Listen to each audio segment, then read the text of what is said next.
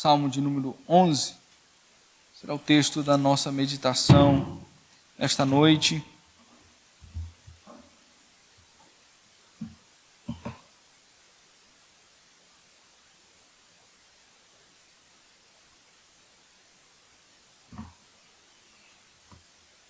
Salmo de número 11, meus irmãos, leamos todo o Salmo. Assim diz a palavra do Senhor. Ao mestre de cantos, Salmo de Davi. No Senhor me refugio. Como dizeis, pois, a minha alma, foge como pássaro para o teu monte, porque eis aí os ímpios armam o arco, dispõem a sua flecha na corda, para as ocultas dispararem contra os retos de coração. Ora, destruídos os fundamentos, que poderá fazer o justo? O Senhor está no seu santo templo. Nos céus tem o Senhor o seu trono. Os seus olhos estão atentos, às suas pálpebras sondam os filhos dos homens. O Senhor põe à prova ao justo e ao ímpio, mas ao que ama a violência, a sua alma o abomina. Fará chover sobre os perversos brasas de fogo e enxofre, e vento abrasador será a parte do seu cálice. Porque o Senhor é justo, Ele ama a justiça, os retos lhe contemplarão a face. Oremos, meus irmãos. Ó Deus, nós louvamos e bendizemos a Ti nesta noite, quando cantamos ao Teu santo nome, quando exaltamos o Senhor, o poder do Senhor, dizendo que o Senhor é a nossa rocha eterna de salvação, o Senhor é o nosso escudo, é o nosso amparo eterno. Nós, ó Deus, te agradecemos porque o Senhor também fala aos nossos corações palavras de vida, palavras que nos fazem, de fato, vivermos de forma segura. Que o Senhor, então, nesta noite, nos fale ao coração, que o Senhor nos ensine, que o Senhor faça com que a nossa mente apreenda a Tua palavra, as Tuas doutrinas, a Tua verdade e creia nessas doutrinas. Que o nosso coração descanse naquilo, Deus, que aprenderemos nesta noite. É assim, ó Pai, que nós oramos, pedimos em nome de Jesus. Amém. Meus irmãos, nós começamos a partir da semana passada a meditarmos sobre a pergunta, onde está Deus? Onde Deus está em momentos onde as pessoas olham as situações adversas e não conseguem, de repente, perceber a presença de Deus? E talvez uma das formas que mais as pessoas se perguntam sobre a ausência desse Deus seja justamente em momentos de grande perigo, momentos em onde às vezes o medo é aquilo que sobressai e fica então a dúvida, por que Deus então não se manifesta nesse momento? E é necessário, meus irmãos, entendermos que a crença nas doutrinas corretas, o entendimento naquilo que é verdadeiro, naquilo que é correto, fará com que em momentos de perigo nós venhamos então tomar as decisões corretas, termos as posturas corretas, porque Deus de fato, Ele comunicando a sua verdade, nós então usaremos essa verdade para enfrentarmos esses momentos. É possível então que pessoas que às vezes diante dos mesmos perigos, elas tenham reações diferentes. Aquele então que olha e diz não a Deus, não existe Deus, Deus não se importa, Deus não se relaciona com a gente, certamente então diante do perigo, ele sentirá medo e tomará suas decisões baseadas no medo, baseadas naquilo que é mais fácil para que ele faça naquele momento, e ele então se distanciará completamente daquilo que é a vontade do Senhor. Mas há por outro lado então aqueles que consideram que há um Deus, que esse Deus está agindo, está trabalhando, não é porque um perigo está diante de nós, significa então que esse Deus está ausente e esteja distante. Esses que confiam e consideram a existência de Deus, a existência então de um Deus presente, são pessoas que agirão pela fé, considerarão então a existência de Deus e agirão de acordo com as suas convicções bíblicas, de acordo com as suas convicções da verdade da palavra do Senhor. O salmista Davi, então, escreve esse salmo com isso em mente. Provavelmente o contexto que está inserido esse salmo é o contexto daquele tempo quando quando Saul percebeu que Davi havia sido ungido rei, e por causa disso, Saul começou a perseguir a Davi. E então, durante um tempo, Saul bajulava a Davi, dá a filha dele em casamento a Davi, mas com o passar do tempo, a inveja então no coração de Saul fez com que ele desejasse a morte de Davi. Então, os últimos momentos ali de Davi diante de Saul foi um momento extremamente difícil. Então, provavelmente Saul, ali querendo tirar a vida de Davi, então fez com que Davi declarasse a sua confiança e o seu refúgio diante de Deus e diante do povo, dizendo: o Senhor é de fato aquele que tem me guardado. Isso faz, meus irmãos, com que nós olhemos com atenção, justamente nesses momentos, quando nós vivemos em perigo, e sejamos então conduzidos a tomarmos as decisões corretas, baseadas não naquilo que é mais fácil fazer, mas baseados então nas nossas convicções diante do Senhor. Quais são então as nossas convicções? Quais são as convicções de Davi neste salmo? A primeira coisa que nós vemos aqui é Davi dizer que o Senhor é o seu refúgio. É interessante que o versículo de número 1, na primeira frase do início desse versículo, nós temos Davi dizendo: no Senhor me refugio. Essa é uma declaração, né? Uma afirmação que Davi está fazendo. Essa é a maneira pelo qual ele está se dirigindo agora às pessoas, ou àqueles que estão diante dele, dizendo: eu, diante da perseguição, diante do perigo, eu tenho uma convicção de que o Senhor é meu refúgio, por isso eu me refugio nele. É interessante então a gente perceber quando Davi faz essa declaração, ele está fazendo essa declaração diante de algumas pessoas, ou diante daqueles que estavam à sua volta, que poderiam ser talvez amigos de Davi, ou talvez poderiam ser aqueles que eram dissimulados, né? Se aproximavam para supostamente dar um conselho a Davi, mas aquilo que eles estavam dizendo não conduziria a Davi a de fato se comportar como alguém piedoso diante do Senhor. E o que eles estavam dizendo? Aqui no versículo 1 diz: como dizeis, pois, a minha alma, foge como pássaro para o teu monte, porque eis aí os ímpios, armam o arco, dispõem a sua flecha na corda, para as ocultas dispararem contra os retos de coração. Davi olha para eles e ele ouve e diz: como é que vocês me aconselham fugir? Eu acredito que o Senhor é o meu refúgio. E então ele olha para eles dizendo: por que vocês falam que eu devo, como um pássaro, fugir para o monte, buscar refúgio nesse monte? E esse monte, então, aqui como ele diz, né? O teu monte. Como que dizendo a Davi: faça alguma coisa que esteja ao seu alcance para que você fuja do perigo. O que poderia ser aquilo que Davi poderia fazer que estava ao seu alcance?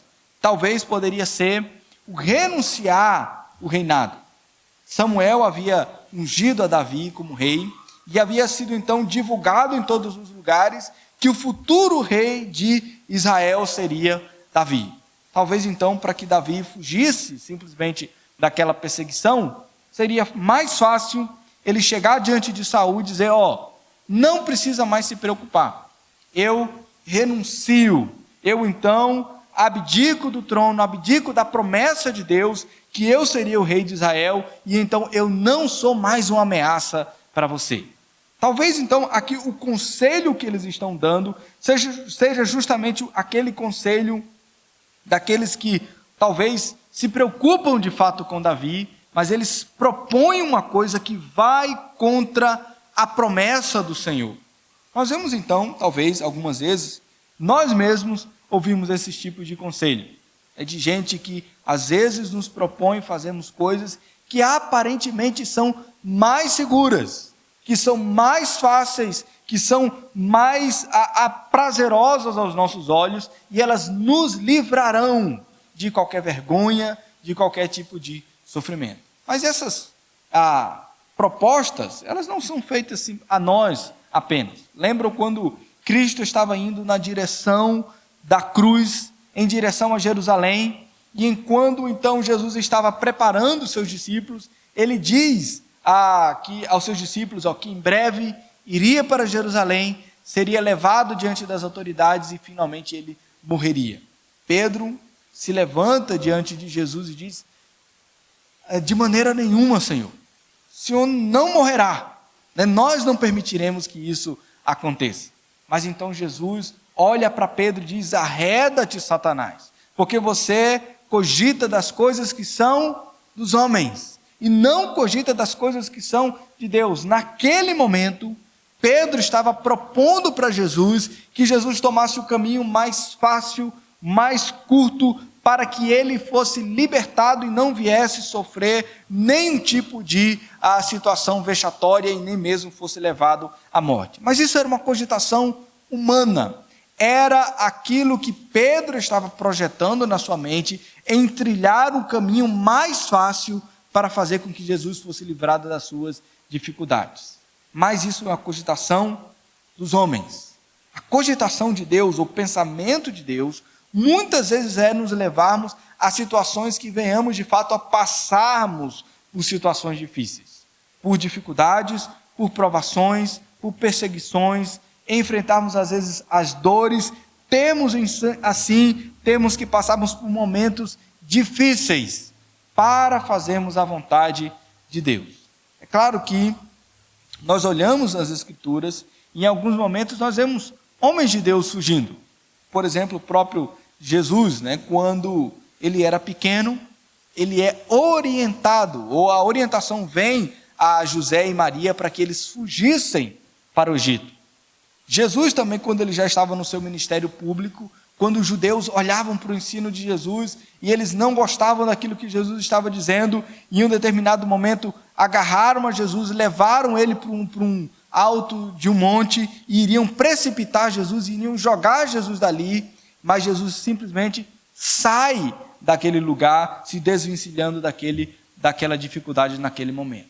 O grande problema não está, às vezes, em nós tomarmos precauções e fazermos aquilo que vai nos livrar de um sofrimento maior ou nos livrarmos de sofrimentos desnecessários. O grande problema é quando nós olhamos para as nossas próprias obras, para aquilo que nós podemos fazer, para que então nós venhamos tomar aquilo que é mais fácil e não cumprirmos a vontade do Senhor. Imagina então Davi diante do Senhor dizendo: Senhor, o Senhor me escolheu para que eu seja rei de Israel. O Senhor prometeu que eu seria o rei de Israel, mas está tão difícil, está tão complicado cumprir aquilo que o Senhor diz, que eu acho melhor renunciar, que eu acho melhor ir para um outro lugar, fugir, me esconder, não ser esse rei e não ser aquele que o Senhor escolheu para liderar o povo de Israel. O pecado está em nós fugirmos. O pecado está em nós não fazermos aquilo que é a vontade do Senhor. Quando nós temos diante de nós promessas claras da parte do Senhor, que nos indicam o caminho que nós devemos seguir, a direção que nós devemos tomar, e nós não fazemos isso porque tememos a nossa segurança, tememos pela nossa própria vida, nós estamos pecando diante do Senhor. É possível que você então experimente o sofrimento, a dor, experimente o perigo real para fazer a vontade do Senhor. Nós vemos aqui ainda, esses homens que falam a Davi dizer: é claro, Davi, que o perigo está à sua volta. O versículo de número 2 diz: porque eis aí os ímpios, armam arco, dispõem a sua flecha na corda, para as ocultas dispararem contra os retos de coração. Então eles mostram aqui a realidade. Não era uma invenção da cabeça de Davi, de fato existiam esses homens, de fato Saul queria matar a Davi, era sim um perigo real. E às vezes nós então de fato enfrentamos esses perigos reais. Mas é interessante que agora Davi, ainda ouvindo eles, vem de fato aonde está a confiança desses homens para que aqueles que são justos venham sobreviver. Ele diz aí no versículo 3, ora, destruídos os fundamentos, que poderá fazer o justo?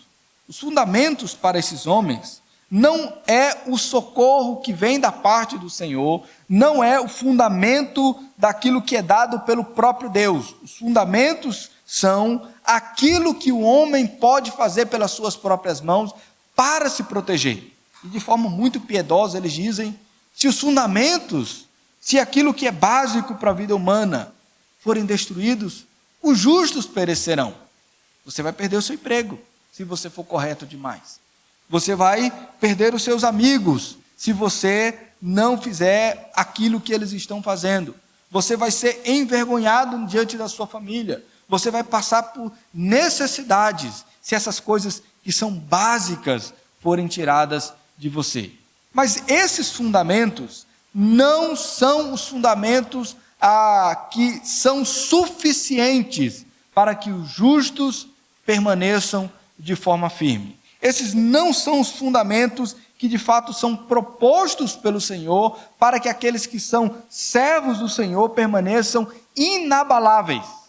Quais são esses fundamentos? E nós vemos aqui no versículo 4 até o versículo de número 7, Davi dizer qual é o verdadeiro fundamento. O primeiro fundamento que nós vemos aqui Davi dizer é a respeito da sua crença em que Deus está no seu trono reinando, soberano, e olha de forma justa e julga todas as coisas de forma justa. Versículo 4 diz então sobre a soberania do reinado de Deus. Versículo 4, o Senhor está no seu santo templo, nos céus tem o Senhor o seu trono. Os seus olhos estão atentos, as suas pálpebras sondam os cílios dos homens. Davi agora, ele levanta o seu olhar da terra, dos homens, dos fundamentos que são dos homens, ele olha para os céus e diz, nos céus Deus tem um templo. Ou talvez em outra tradução, ele tem um santo palácio. Esse Deus está nesse palácio governando, porque ele diz logo a seguir, nos céus tem o Senhor o seu trono. Então ele olhando para os céus diz, o meu Deus está reinando, governando, soberano sobre todas as coisas, inclusive sobre os momentos em que eu sou levado ao perigo. Deus não deixou de ser rei, ele não deixou de estar no trono, no centro do universo, reinando e governando sobre todas as coisas. Ele ainda continua dirigindo e reinando soberano. Talvez uma das maiores dificuldades que nós temos seja justamente entendermos isso, porque às vezes nós queremos nos assentar no trono de Deus e fazer com que as coisas sejam de acordo com a nossa vontade. Se nós então cremos que nós somos os reis, que nós estamos conduzindo todas as coisas e que todas as coisas devem ocorrer de acordo com a nossa própria vontade, frequentemente nós seremos assaltados pelo medo.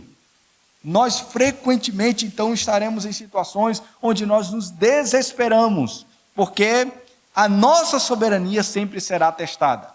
E você vai descobrir que você não é soberano. Você vai descobrir que nem tudo que você quer sai do jeito que você planeja. Nem tudo aquilo que você deseja acontece. Nem tudo aquilo que você acha que deveria acontecer, de fato acontece. Às vezes, então, as pessoas nessa revolta olham para Deus e dizem, não, Senhor, o Senhor está fazendo tudo errado. O Senhor, porque ele olha para si e diz, as coisas não estão acontecendo como eu quero, então se Deus está reinando, Deus está fazendo as coisas de forma equivocada. E então nós nos colocamos como conselheiros de Deus, dizendo de que ele está indo na direção errada. Mas Davi tem plena convicção de que as coisas não funcionam assim, de que Deus está reinando. Mas Senhor, Davi, tem gente te perseguindo. O Senhor está no seu templo, ele reina, ele está soberano, ele é soberano sobre todas as pessoas, sobre todas as coisas. E os maus, e os perversos que estão perseguindo você. E aí ele então diz no versículo 4, os olhos do Senhor estão atentos, as suas pálpebras sondam os filhos dos homens. Não há um movimento sequer de qualquer homem em toda a história da humanidade que não seja acompanhado pelo olhar atento do Senhor. E é interessante aqui como a expressão que Davi usa, das pálpebras que sondam, né? Quando a gente às vezes quer olhar uma coisa de forma detida, né? A gente fecha um pouquinho o olho, abaixa um pouquinho as pálpebras dos olhos assim para fixar o olhar naquilo e prestar mais atenção naquilo que está acontecendo. A mesma coisa, Davi diz, Deus olha fixamente, ele se atenta fixamente àquilo que está acontecendo e ele vê aquilo que acontece com todos os homens. E aí vem, logo em seguida, aquilo que é o resultado desse olhar e da ação soberana de Deus. Versículo 5 diz que esse Deus que está olhando, né? Versículo 5, o Senhor põe à prova ao justo e ao ímpio, mas ao que ama a violência, a sua alma abomina. Deus então, agindo agora, ele está colocando à prova os filhos dos homens. Interessante, meus irmãos, que quando Deus faz isso, olhando atentamente e permite que as coisas aconteçam, o bem que acontecerá e o mal que acontecerá, para fazer com que o justo e o ímpio sejam colocados à prova. E então, é justamente nesse momento, quando somos levados a perigo, é justamente o momento onde somos testados por Deus, para que nesse teste venha a ser revelado quem nós somos de fato, quais são as nossas verdadeiras convicções, em que nós cremos realmente. Por isso Deus nos prova nesses momentos difíceis. Igual a história, né, do ateu que está caindo no avião juntamente com um monte de passageiros e ali naquele momento o ateu diz, ai meu Deus do céu. Ele crê de fato que existe um Deus. Exatamente quando nesses momentos de perigo, nesses momentos difíceis, aqueles homens então são levados a externarem em que você crê. E aí, então, as intenções do coração são reveladas. É por isso, meus irmãos, que nós, às vezes, conhecemos mais as pessoas, não por aquilo que ela fala, mas mais por aquilo como ela reage diante dos problemas. Às vezes você vai ver que há pessoas, então, quando estão em momentos de provação, o seu coração é levado a descansar naquilo que eles poderiam fazer. Não, diz, não, eu consigo, eu dou conta. Pode deixar, eu vou resolver essa situação. E então, a autoconfiança em momentos de provação é revelada. De fato, não é um homem, não é uma mulher que teme ao Senhor. Por outro lado, há aqueles que são justos, que em momentos de provação se revela de fato aonde está a sua fé. Se de fato ele crê em Deus e então se humilha na presença do Senhor, busca refúgio no Senhor, dizendo, Senhor, os homens querem que eu tome uma direção contrária à tua promessa, mas eu confio no Senhor. Por que ele tem essa convicção? Porque aqui nos diz que esse Deus, ele abomina aqueles que são ímpios, né? Aqueles que amam a violência. E por causa de Deus não suportar o pecador, não suportar o ímpio, ele agirá contra esses que estão agindo com amor à violência e amor à maldade. No versículo 6 diz o que Deus fará. Fará chover sobre os perversos brasas de fogo e enxofre, e vento abrasador será parte do seu cálice. Deus não está passivo. Deus não está olhando simplesmente aquilo que está acontecendo com os homens, ou a maldade praticada pelos homens, e está de braços cruzados. Deus está ali olhando, fazendo com que aquilo que o homem carrega no seu coração seja revelado, e ele fará então que no dia certo a sua ira seja derramada, a sua justiça seja derramada sobre aqueles que não temem ao Senhor. Interessante aqui a figura bíblica, né, da ira de Deus ser comparada com fogo e enxofre. Interessante, às vezes a gente vê algumas pessoas dizendo, Deus derrama o teu fogo sobre nós, derrama fogo sobre a tua igreja. Biblicamente, a figura do fogo e da presença desse fogo é a figura da justiça de Deus sendo derramada. Então, se alguém pedir fogo do céu, se afasta um pouquinho ali, porque é ira de Deus que ele está pedindo. O Senhor, então, ele derrama da sua ira. Talvez hoje você não veja isso acontecer. talvez momentaneamente você não perceba a ira de Deus, o juízo de Deus que está sendo prometido para aqueles que não amam ao Senhor, que amam a violência, que amam o pecado e que andam longe do Senhor. Mas haverá um tempo que de fato se concretizará essas coisas que a palavra do Senhor tem prometido. Exatamente como aconteceu lá em Sodoma e Gomorra, quando aquela cidade tomada pelo pecado, tomada pela perversidade, ela é alvo da ira de Deus e da justiça de Deus. Nós vemos então, ali quando Ló é salvo daquela cidade, juntamente com sua família, a ira de Deus é derramada sobre aquele lugar. A ira de Deus então faz com que todas as pessoas fossem consumidas pelo fogo. E então Deus demonstrou a sua ira. E a palavra do Senhor nos promete dizendo que Deus fará isso novamente. Ele derramará a sua ira de tal maneira sobre os perversos, sobre os maus, que eles serão completamente consumidos. Como o texto que nós lemos aqui em 1 Tessalonicenses, no capítulo de número 5, diz que a ira do Senhor, a destruição que virá, ela será repentina. Quando as pessoas disserem, vamos pelo caminho mais fácil, vamos pelo caminho da suposta paz, vamos pelo caminho da suposta segurança, vamos pelo caminho em que nós estamos construindo o nosso fundamento de segurança nesta terra. Vamos então criar um sistema que seja aprazível aos nossos olhos, não segundo a lei de Deus, não segundo aquilo que Deus quer, mas segundo aquilo que nós mesmos estabelecemos como o fundamento de uma sociedade que vive em segurança. E se esquecem do Senhor e amam aquilo então que Deus abomina.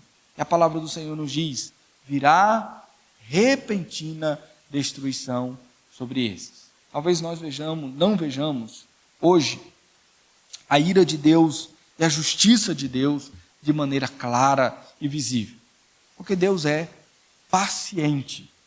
Porque Deus é misericordioso. Ele está justamente mostrando à humanidade, mostrando aos homens como que a sua paciência é grande, como a sua longanimidade é grande. E ele então dá tempo.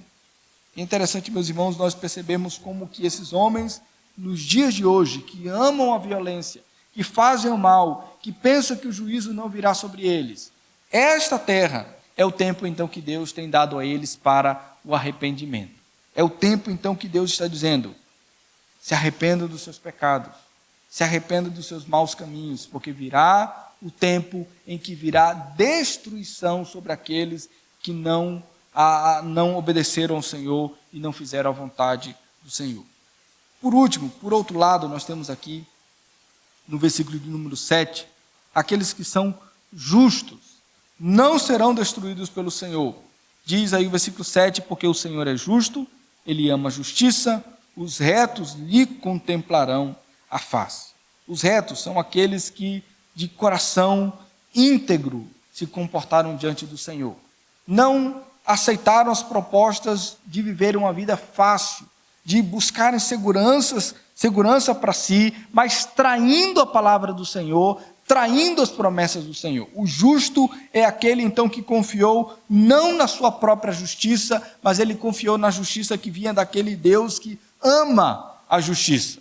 E então ele diz aqui que esses são aqueles que contemplarão a face do Senhor. Mas é interessante essa maneira como o texto é colocado aqui, né? João Calvino traduziu essa frase da seguinte maneira, né? Dizendo que Deus tem um semblante que aprova os íntegros, como que alguém que é justo, que está olhando para o Senhor e então vê o sorriso de Deus, dizendo, Deus me aprovou, Deus me aceita, Deus me coloca diante da presença dele, eu não tenho temor nenhum que o fogo de Deus venha me destruir, que venha um enxofre sobre mim e que eu seja completamente banido da presença do Senhor, porque eu sou agora aceito por Deus, Deus sorri para mim.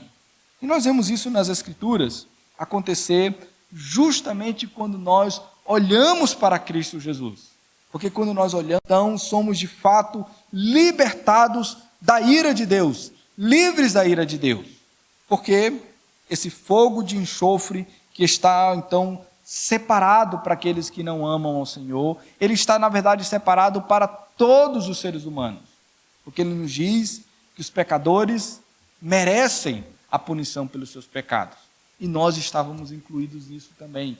De nós mesmos, nós não éramos justos.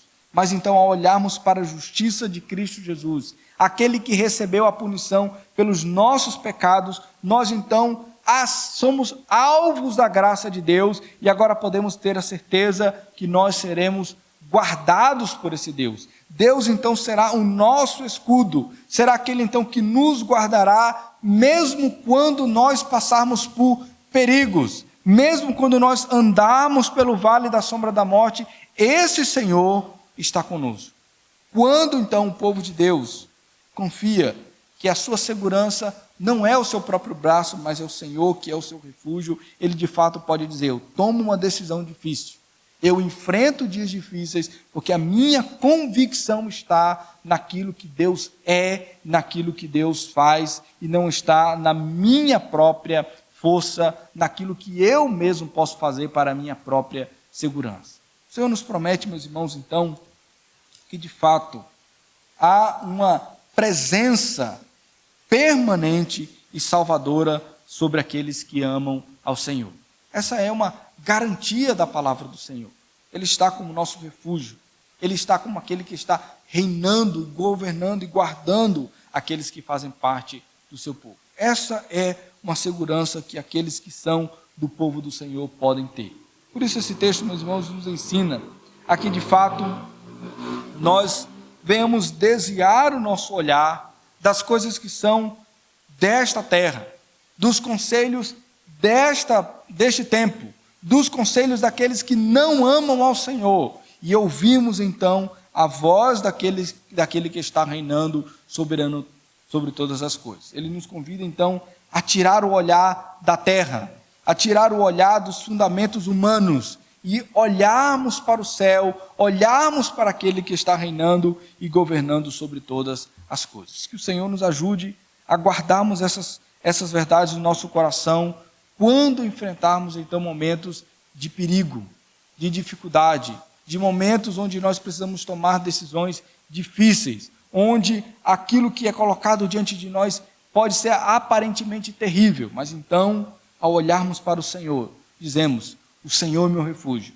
eu posso tomar essa decisão, eu posso passar por esse perigo, porque eu sei que o Senhor de fato está reinando e governando sobre todas as coisas.